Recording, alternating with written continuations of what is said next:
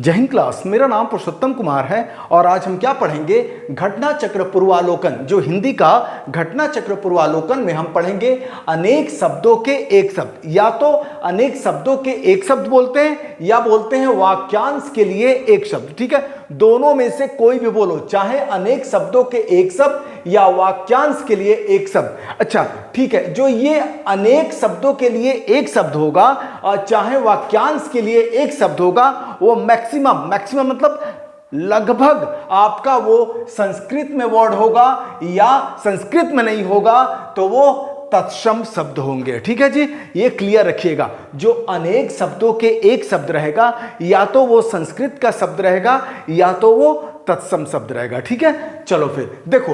अब पूछोगे आप कि सर अनेक शब्दों के एक शब्द जो होता है उसकी विशेषता क्या है, उसकी विशेषता क्या है, उसकी क्वालिटीज क्या है? तो उसकी क्वालिटी है कि कम शब्दों में अपनी बात को कहना, कम शब्दों में किसी बात को कह देना, इसकी क्या है, विशेषता है। इतना बड़ा सेंटेंस अगर आप किसी के लिए बोलते हैं और उसके लिए नॉर्मली आप एक शब्द बोल देते हैं तो क्या हुआ, कम शब्दों में अपनी बात को कहना। इसीलिए डॉक्टर हरदेव बहारी जी ने कहा है, क्या कहा है, कि किसी भाव या विचार को, किसी भी भाव या विचार को जितने कम शब्दों में प्रकट किया जाए, जितने कम शब्दों में उसको बोला जाए, प्रकट किया जाए, उतना ही उसका गहरा और पैना प्रभाव पड़ता है। ठीक है जी, ये डॉक्टर हरदेव बहारी की बुक से लिया गया हुआ है। ठीक है, अब उनके बाद क्या कहते हैं कि किसी भी भाषा की समृद्धता, चाहे कोई भी भाषा है,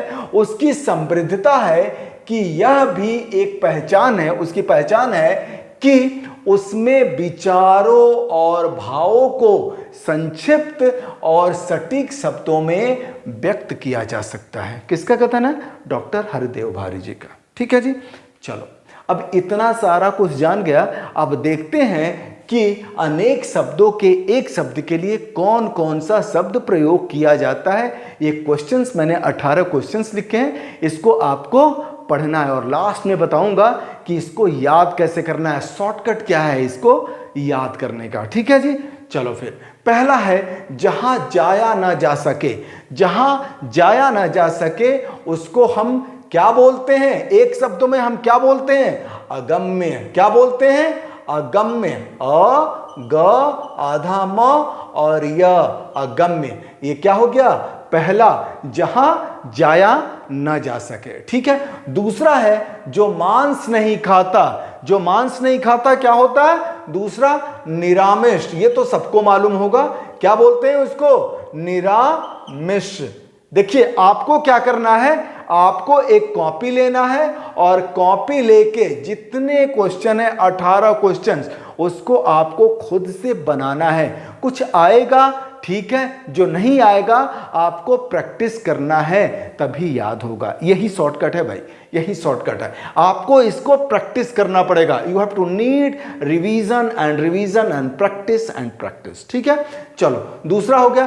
तीसरा है आशा से अतीत। आशा से अतीत मतलब आशा से अधिक। तो इसको क्या बोलते हैं? आशा से अधिक को तीसरा जो होगा आशातीत। क्या बोलते हैं? आशातीत। ठीक है जी, आशातीत हो गया। अब चौथा देखते हैं। चौथा है जो स्त्री सूर्य भी ना देख सके। वह स्त्री जो सूर्य भी ना देख सके उसको कहते हैं असूर्यमपस्या। असूर्य आधा म प और श और या, असूर्यमपस्या। ठीक है जी, ये चौथा हो गया। लेकिन असूर्यमपस्या नहीं होता है तो आपको क्या लिखना है? असूर्यपस्या।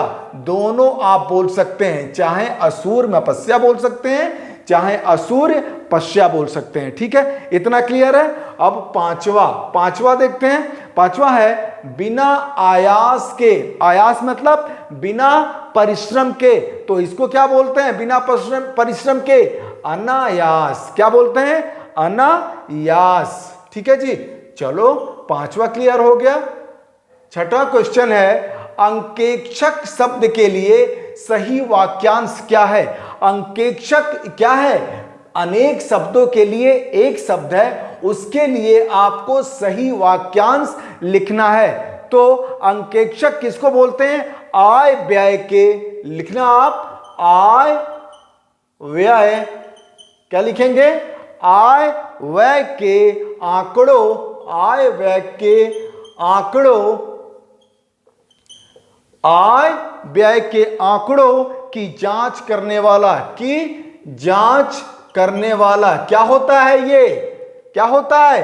अंकेक्षक, जांच करने वाला। ठीक है जी, ये याद कर लेना है। ठीक है, अब आया सातवां। सातवां क्या है? सातवां है अंक। अंक, गोद में सोने वाला। अंक मतलब गोद, गोद में जो मां का गोद होता है उसके गोद में सोने वाला। तो सातवां का क्या होगा? अंक गोद में सोने वाला होता है अंकशाई। क्या है? अंकशाई, अंकशाई हो जाएगा।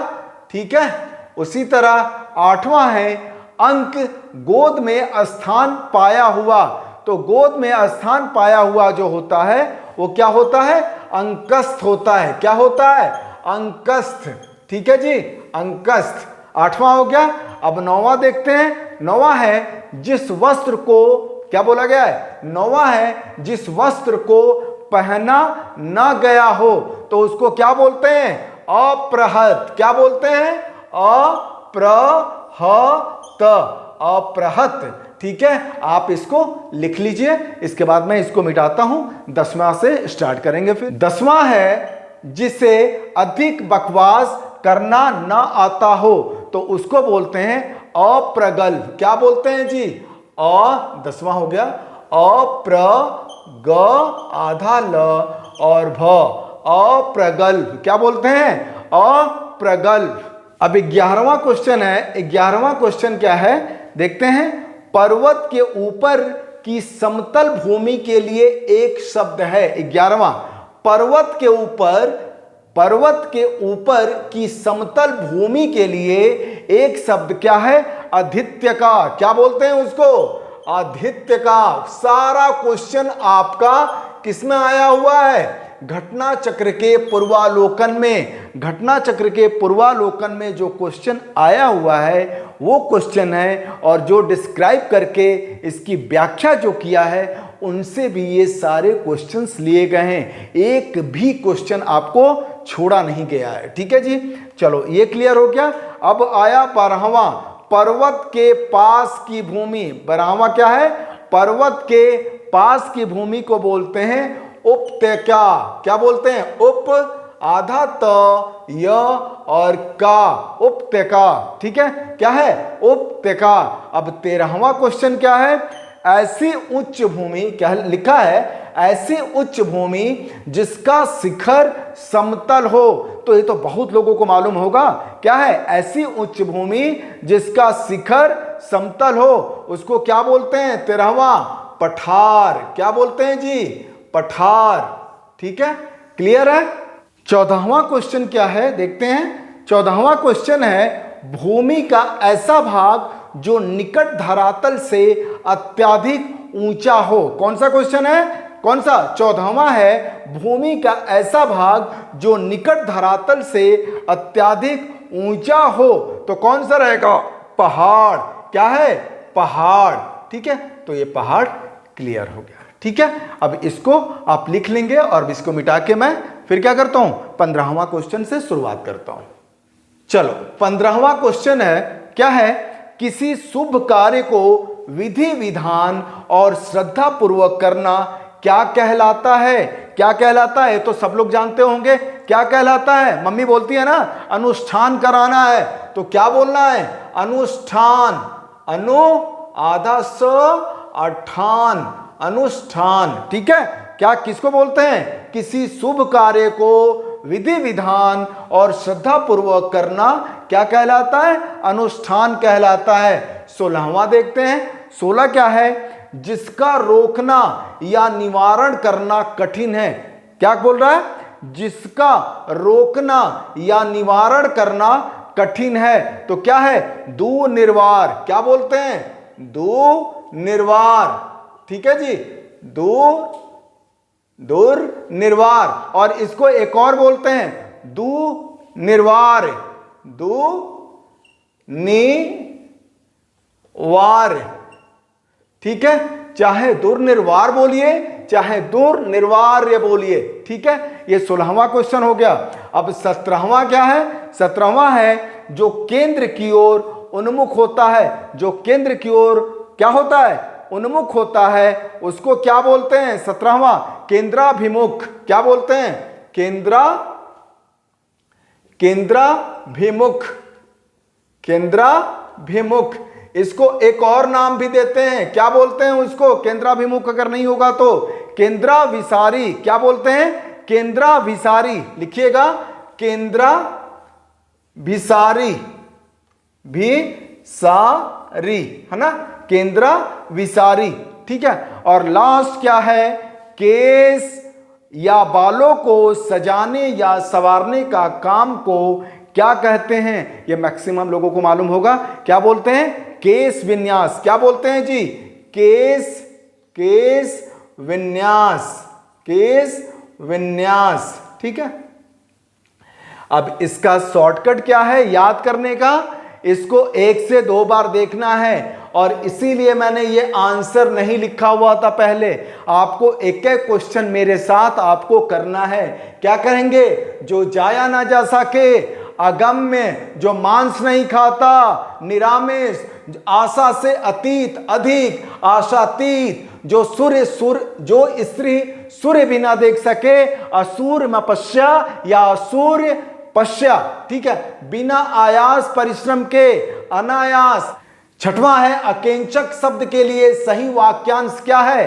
तो अंकेक्षक किसको बोलते हैं? आय व्यय के आंकड़ों की जांच करने वाला।